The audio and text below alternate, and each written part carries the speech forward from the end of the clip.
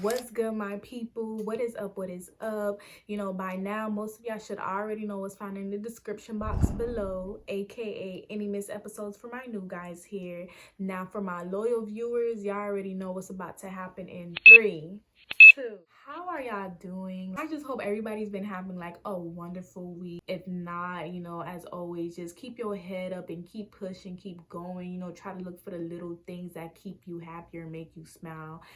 That does really work. I think I mentioned that before. On to the good stuff, what you all really came here for. We are now jumping into chapter 30 of First Samuel. I'm super excited because y'all, we are basically towards the ending of the whole First Samuel. I'm not sure if I'm gonna jump into Second Samuel or in another book, or maybe just I'll do a whole nother different series. We'll see where the Holy Spirit leads me, but for now I'm just super happy that I was able to take you guys through the book of Samuel. Obviously we didn't read every chapter, but I covered the chapters that I think was most important to me. But anyways, of course I'll be reading from my NIV version, and let's just start off with verses 3 to 4. So it states that when David and his men reached Ziklag, they found it destroyed by fire and their wives and sons and daughters taken captive. Now David and his men wept out loud until they had no strength left to weep. I just wanted to make a quick side note with verse 4, because it has nothing really to do with what I'm going to talk about today. But I love how, like, in the Bible, especially with this particular verse, like, it didn't fail to mention that these men and David, like, was crying. They were boohoo crying because their families and everybody that they love was taken away from them. Everybody was gone. Like, imagine coming back from wherever, and you get home and you realize everything is destroyed and your family is gone. A lot of times, especially in this generation, men that shows emotions is automatically shown as weak or not taken serious, because it's seemed as if you're in tune with your emotions or you show any kind of emotions, like, you're not a real man. So I just love how, like, the Bible, especially even back then, men did not care to show their emotions. Like, it was what it was. So just a little light I wanted to shine on that. If you read verse 6, you see that I guess David's men, they started to plot against him and was thinking about stoning him and everything. And I guess you can see where they're coming from. They're just full of emotions right now, just with their families being gone. So I would imagine that they're probably just looking at it like, okay, so we've decided to follow you, left Saul, you feel me, because we believed in you and knew like you were truly meant to be king of Israel. And now you've led us to a point where you've gotten our families taken away. Like, I'm guessing these are probably just the kind of thoughts that they were having, right? But if you continue to read the ending of verse 6, it states that, but David found strength in the Lord his God. I want you guys to underline the word but, because with that transition word, that basically helps signifies, okay, like, David is about to take action, that David is not about to let this situation and even his men losing faith in him get to him or leave him in a place of just being paralyzed with fear, or even just being able to run away from the whole situation and not even take care of it anymore. Because he could have easily done that. I mean, they're talking about killing him. Who wouldn't want to run away and just go about their business? But, being a leader, you're not going to be liked and favored all the times. There's going to come times where sometimes you don't know what to do. At the end of the day, you're human. You only know so much. I don't care, how smart you are, how much of an expert you're in whatever field it is. You only know so much. There's going to come moments in times where you don't know the answers to what life throws at you with these curveballs that we get faced with. Just being able to humble yourself and admitting that, hey, I don't know what to do, I don't know where to go, I'm coming to you and asking for help, I feel like is just great leadership, because that's you just being real with yourself and knowing that you don't know what to do, right? I'd rather ask for help knowing that I'll be able to lead my people correctly than letting pride or arrogance get in the way of me leading my people astray. That's just me though. But anyways, verses 7 through 8, after David cried out to God, in verse 8, you seen God responded to him and told him to go look for the people that destroyed everything and took their people, and if you go up against those people, you will succeed in getting those people, right? That's what God pretty much told David. So him and his men decide that, okay, bet they're gonna go and look for their people. But 200 of his men, mind you, it's 600 men that's decided to follow David, right? So 200 of them decide, like, all right, we too tired to go on, we'll just stay here and watch everything for you guys. And like, the other 400 men just left to go with David instead. So, I guess when they was going out to look for, anything or any clue to see what happened, they ended up, meeting up with an Egyptian. So I guess, this lost guy that just seems alone and beaten up, I'm assuming he seems beaten up because in the verses it states that they gave him water to drink and food to eat. I'm guessing to like help revive him and everything like that so he can talk, right? So I guess once he was good, they started questioning him and was just like, who you are, what happened, what's going on, like, what do you know? So he admitted that, I'm an Egyptian and he's a slave. Well, he was a slave for the Amalekites. Pause. Y'all remember the Amalekites? I don't remember what episode it was, but remember when God told Saul to go kill the Amalekites and he didn't obey God and left the king alive and the animals he kept? Those Amalekites, I'm guessing another group of them, that's who basically, raided everything. That's who came and destroyed their land and everything like that. Y'all see why, like, God wanted to destroy them. At this point, they are troublemakers. They always starting with somebody. So that's who pretty much like did all of that. So he's saying, yeah, that's pretty much who, destroyed everything and came after y'all people and stuff like that. So, I'm guessing at this point, David was heated. He's like, all right, bet, like, show me where they at. So he's like, this is a smart little Egyptian guy. He's like, you seem cool and all, but I don't know you like that. So I'm going to need to make sure that you give me your word that you're not going to kill me. And when I do show you where they at, that you don't give me up to my master. So I'm guessing like once David gave him his word, they set out and they went to go look for, well, he basically went to go show them where they were hiding at.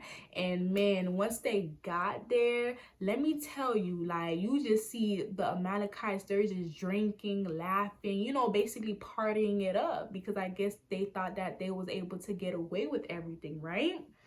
Wrong. In verses 17, it literally just states that, man, David and his men was fighting them till dusk, till evening the next day. So they didn't let up till everybody was killed and they got everything that they, took from them.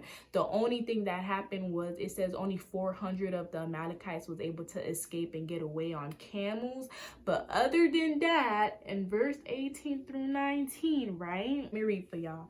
It states that David recovered everything the Amalekites had taken, including his 2 wives. Nothing was missing, young or old, boy or girl, plunder or anything else they had taken. David brought everything back. I just want to I don't know, lift this moment up right quick. Matter of fact, do me a favor and highlight these 2 verses right here, because these 2 verses just already just continue on just I'm sorry y'all, like, it's just, I'm getting excited about this, but these 2 verses just pretty much just already like give off God's character. And the reason why I say that is because these 2 verses basically says God is the God of his word. God keeps his word. He be about what he says, and that's it, period. Go back to verse 8. If you go back to read verse 8, this was after David was, speaking to God and asking God for help to see, what to do about the situation when they came and seen everybody was gone, right? So in verse 8, it said, well, God told David when he was responding to him in his prayers that pursue them. You will certainly overtake them and succeed in the rescue. So that right there is, basically that's what happened. David and his men was able to go and basically overcome or overtake the Amalekites, and then from there they was able to recover everything and everyone that they took. Now one person was dead, and they was able to come back with more than what they took from them in the first place. Isn't that good? That is awesome. Fast forward, once David and the men and everybody came back from the rescue, those 200 men that stayed behind, that didn't come with them to the rescue, right? So I'm guessing David was clapping them up, telling them what happened, this, that, and the third. And the men that went with David, it says like the evil men or the troublemakers that was in that group, right? They was like, nah, don't clap them up. They not a part of this squad no more. Nah, they didn't go with us to go get everybody, so just leave them. You feel me? Matter of fact, y'all take y'all families, y'all wives, and y'all children, and y'all go. We don't need y'all no more, because y'all didn't come out with us to rescue them. And in verse 23, David basically replied and said, no, my brothers, you must not do that with what the Lord has given us. He has protected us and delivered into our hands the raiding party that came against us. So in other words, David humbled them up real quick and was like, I don't know why y'all acting like this, because at the end of the day, we only was successful in getting everybody and recovering everything because God was with us. It's really God that helped us, able to do all of this. You really think we would have been able to rescue everybody, nobody hurt, and get more than what they took from us without just like that? No. No. And I just love that, because at the end of the day, it doesn't matter like what you're doing. Like, you can be doing something as little as it probably just doesn't seem as significant as somebody else's job description that's in whatever group that you're in. At the end of the day, like, we're one group, we're one noise, we're one family. Like, I'm not gonna treat them differently or less than just because, you feel me, like y'all was the ones that came out with us to go actually fight them. At the end of the day, they were here protecting the supplies. That may not seem as important as what we just went out to do, but I mean, that's pretty much why we're in this situation in the first place.